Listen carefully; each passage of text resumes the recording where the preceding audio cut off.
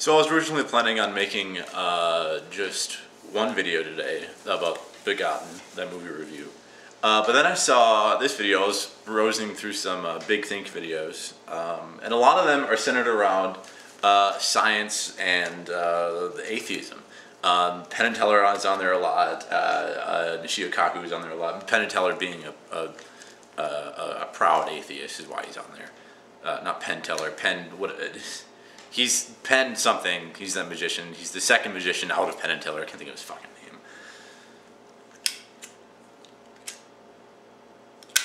name. Richard Dawkins has been on there. And so Big Think is primarily a secular progressive kind of YouTube channel. It's got a website too, but I was talking about YouTube. About, lots of people giving their opinions on certain scientific things is what I've seen of it. And but then I saw the one about Dangers of Crusading Atheism, and it doesn't give a name for this guy. It's just the Yale computer guru, and I don't know who the fuck this guy is, why he's on this website. It doesn't really seem to be of anybody of importance, or even anybody that's qualified to talk about atheism and religion, because he clearly doesn't really seem to understand either one of them. He starts out by saying religion is repressed and we are in need of wisdom and moral seriousness. He says religion is repressed by the secular community. Yale computer guru, do you have any idea how difficult it is to be an atheist in a right-wing Christian family? I mean, all of them. All of my family is right-wing Christian. It's difficult. I can't openly talk about my views, or I just kind of get the...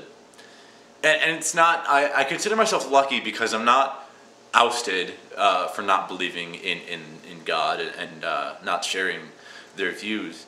But it's definitely... a kind of respect has definitely been lost. Where it doesn't... I mean, I've never disrespected them for choosing to believe in God. I've never disrespected anybody. It's the people who are extremists and crusaders against secular progressivism that I have lost respect for, because that's just all kinds of short-sighted and narrow-minded. And then he goes on to say that atheists and secular progressives have no understanding of what religion is, of what the Bible is, and even less about Judaism. I'm assuming he's Jewish because he brings Judaism in the argument. Not that it matters. And I admit atheists' arguments typically tend to go against more Christians, but that's because we live in a predominantly Christian world and Christian society. But he talks about it's like my response to that is any thinking atheist needs to have a sound concept of what the Bible contains if they're to be well equipped enough to understand the Christian argument. I've never met an atheist or agnostic that not well enough understand the Bible to an extent, in order to really get the big picture, in order to really get like the story of Adam and Eve. Why would God put a tree in the garden that he didn't want him to eat, and why would he turn it? And if he's omnipotent, he would have known it was going to happen. So why did he punish him? And he didn't have knowledge of the good tree, knowledge of good and evil until he ate the fruit. So how could he know it was bad to disobey God? So if you're going to stand against a Christian in an argument, you've got to know these stories and you've got to know these logical fallacies. So how would you not understand what the Bible is? If I think, if anything, this guy doesn't understand what the Bible is if he's saying this kind of shit. It talks about moral seriousness and genetic engineering and scientists being know-it-alls. And if anything, the religious right are the know-it-alls, the self-imposed know-it-alls. They really don't know anything, but they're just touting their own moral objectivism and their absolutism. And that, to me, is the most pretentious thing you could do. They say they're right, absolutely, no question, without any sufficient evidence. You say that isn't being a know-it-all. I don't know what the fuck a know-it-all is then. And besides, it really doesn't take a fucking quantum physicist like Michio Kaku or Stephen Hawking to work out that there isn't a God.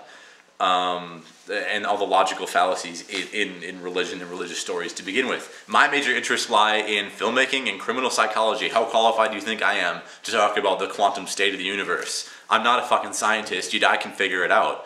I'm pretty good. I'm pretty smart at certain things in my life, but at other things, I'm just a fucking dumbass, and I can work out the logical arguments in religious cases. I could just. It's all kinds of this guy is all kinds of backwards. He clearly misunderstands what atheism is when he states that atheists severely misunderstand what religion is. He's nothing more than a whining hypocrite, a whining fat hypocrite with bad hair. No, but I don't seriously take digs at people's cosmetics because I don't like them. I do because it's fun. Everybody does it, but anyway. Yeah, he only takes his specific objective morality and that of his peers and applies it as objective truth, absolutism, which, when it can easily be demonstrated that morality is a failed institution because it is not malleable enough. Empathy is the heart of human respect and dignity, not morality. This is when he's talking about, human dignity and that kind of thing, blurring the line between human and machine. You don't go smudging the line between human and machine. You are a fucking machine. Genetic engineering, cloning, and others are the path to curing cancer and all the other human ails. I mean, shit, without genetic engineering, we're never going to be able to get off of this planet and make the jump to an interplanetary race, which is vital, essential to the long-term survival of the human race as a species.